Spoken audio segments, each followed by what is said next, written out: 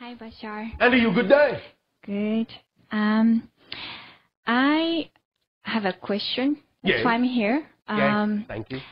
I stopped having fun with my work. Stopped having fun. Right. Oh, And why did you choose to do that? I know. I know it's my choice. Yes. Well, Is it representative of the recognition that what you're calling your work is no longer representative of your passion? Or is it that you have simply drained the passion out of what could be representative of your excitement? Which is it? I think it could be still, be fun, but there are so many obstacles. Such as? My boss, I hope, Your my boss is doesn't listen to women. Oh, I see. And I do my best to present Are you a him. woman? I am. Oh, all right. Unfortunately. Okay. Unfortunately? Well, in a context, in my boss is Japanese. Yes. And he doesn't listen to women. But why is that unfortunate for you? Because I'm a woman. So? And they don't Why listen to me. is it unfortunate for you? Let me see. There is an answer to this question. Okay. I'm not just asking a rhetorical question. Why is it unfortunate to you? Because I chose. Thank you. Because you choose to put yourself in a position and in a situation where you agree to accept that judgment. So why do you do that? Because it's more probably like cultural, like my. All right. Like but you know react. that. Right. So it's not an excuse. But I can't just tell him to fuck off.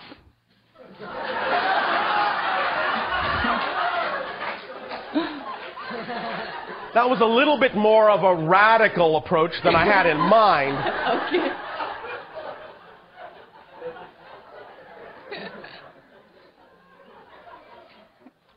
Why not simply remove yourself from the situation? So that means quitting my work? Is that a question? Didn't you just tell me that's what you believe you would have to do in order to not experience that idea? Right. Well then, okay. Are you ready to do that? Is your belief system ready to allow you to believe that it can support you in doing that? Yes or no? Not yet. Thank you for being honest. Therefore, what you're simply saying is you are choosing to believe that you must allow yourself to continue to experience this situation until such time as you will allow your belief system to support you in choosing something that you prefer. That's what you have just said. Okay. So now you have to come to terms with why. Why are you willing to allow yourself to continue to experience something you know is not what you prefer? Right. Why do you hold on to beliefs that make it seem as if that's more of a logical choice than simply doing something else that is more your preference? Have you also been culturally taught to believe that your joy will not support you? Yeah, probably. And all right. I feel like talking about karma, I feel a little bit of a karmic energy that I haven't probably learned the lessons from my father or something like that. I am not making a judgment. Please understand what I'm about to say is not in any way, shape, or form a judgment. Okay. But many of you, once you understand certain metaphysical principles, you learn just enough to be dangerous to yourself. The concept of karma cannot be used as an excuse to continue to do what you know is not your passion. Oh, I've got some obligation. I just know it. I just can't really change. I've got some kind of connection. I just know it. All that says really is, I don't have a belief system that will support the change I prefer. That's all that says.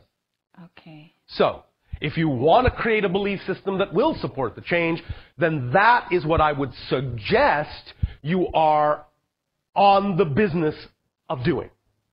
Is be in the business of learning what beliefs will support you and be in the business of recognizing and knowing that those new beliefs will support you just as strongly as any other belief has supported you. Because your beliefs are supporting you. If you believe you have a karmic obligation, that's what your reality will support. If you believe you deserve to continue to expose yourself to an unfortunate interaction with your boss, that's what your reality will support and will allow you to continue to have that experience as long as you hold on to the beliefs that you must. It's that simple. Right. So you have to find out what those beliefs are, and you have to recognize them for what they are, which is just arbitrary definitions that may have nothing at all to do with who you actually truly prefer to be. And then decide that they're not yours. They're baggage you picked up from someone else along the way. Let go. Lighten your load. Lighten up. Understand that you deserve to have the belief systems you say you deserve to have. And if you believe that you deserve to have the belief systems you say you deserve to have, they will work for you. But if you don't believe it, they won't. Right. It's that simple. I guess I'm thinking about moving on, but I have fear. I know that. That's what I'm saying. Okay. Remember, fear is an emotion generated by definitions. You can't have a feeling without having a definition first. You can't feel one way or the other about anything unless you actually have a definition of your relationship to that thing first. If you have no definition, you have no feeling whatsoever. You follow me? Yes. All right. So I have a definition of something that... The fear tells you. The fear is your friend. It's telling you, hey, you have a definition that's out of alignment with what you prefer. That's what that feeling is. You see, you only have your own energy to deal with. You have 100% of your energy. If your energy is passing through belief system filters that are out of alignment with your true self, you will experience your energy as the vibration you call fear. If you pass the energy through belief systems that are in alignment, in harmony with your true natural self, you will experience the same energy as joy. It's the same energy. The emotion is your barometer. It's your scale. It's your measuring tool to say, where are my beliefs? Are they aligned with my true core being, or are they out of phase? Are they out of alignment with what I prefer, with what I am in my true being? Fear lets you know they're out of phase. Okay. In most situations. I'm not talking about typical survival fear. That's a whole other level. I'm talking about the idea of these kinds of considerations, these kinds of investigations of your own reality and why you're motivated to choose what you choose. When it comes to the idea of motivational choice, the only function that these emotions serve is to let you know whether your beliefs are in or out of alignment with your true natural core self, to give you an opportunity to find out what they are and to bring them back into alignment if you choose to do so. Okay, very Does that helpful. Very helpful. I have one quick question about definition. Definition. Yes. Let's say I know that my husband understands that definition is definition. If you define what is good, it's going to be good. Is that true? In a sense. You must also take into account that there are fundamentals based on the 4 laws. There is such a thing as negative energy and positive energy. Negative being segregative, isolationist, separating.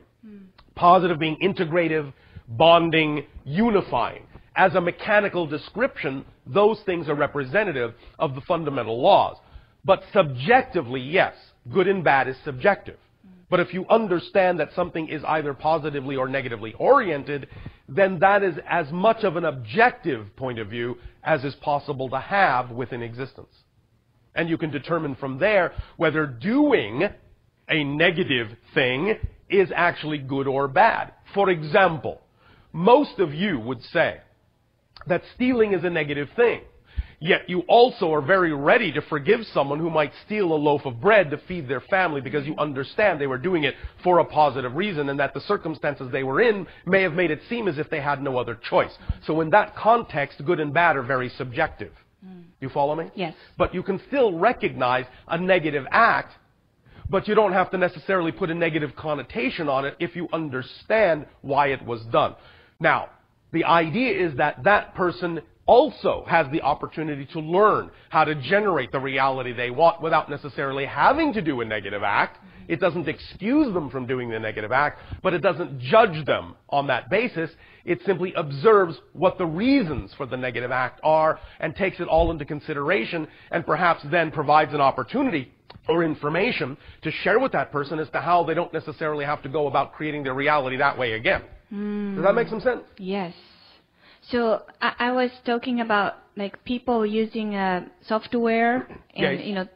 cracking the codes and not legally. Yes. And not paying for All right. it. Well, the legalities of certain things on your planets are up to you to decide. It's your system of laws. So if you decide that something is illegal, you all have to come to some kind of consensus about why you decide that is so. You're not paying for it. I understand that, but that's an arbitrary determination. If you understand that the act is done negatively, that's one thing. But if you're simply arbitrarily assigning the concept of illegality to it, whether it's positive or negative, doesn't really educate you as to what's actually mechanically going on. So I'm simply suggesting that the term illegal doesn't necessarily let you know when something is truly a negative act. Okay. So if you determine that something is truly a negative act that, in that sense, disrespects the basic rights of individuals, then you can recognize it as such and perhaps have conversations that come to some kind of agreement as to how to go about changing your laws to reflect what needs you feel you have to allow your society to function. You follow me? But that's in your hands. We cannot really comment on what you may arbitrarily decide is legal and illegal. We can only comment on what may be obviously negative or positive based on the reasons the person themselves may be doing certain things. I think the motivation, like let's say this person has to feed the family, but Yes. then let's say we just didn't want to spend the $50. That's Oh. why let's use the definition. Then that might, as an Right. example, and only in this isolated case, we're using this as a hypothetical example. Yes. We're not applying this to every case because you can't. But in that hypothetical example that you're giving, obviously what is being said is they have a belief system that says they exist in lack, that they are not abundant enough to do it any other way other than violating the rights of someone else. Okay. So the idea is for them to get in touch with why they have the belief system that says it can't happen for them any other way. And to work on that and to recognize that the world is abundant. The universe is abundant. Right. It's just that what they're experiencing based on their beliefs is an abundance of lack. Very clear. And they Thank have you. to get in touch with their definitions to find out why they would believe that that's more likely than having any other kind of abundance. Right. You follow me? Very much. Thank you. Does that help you? Yes. Thank you very much, Bashar. Thank you.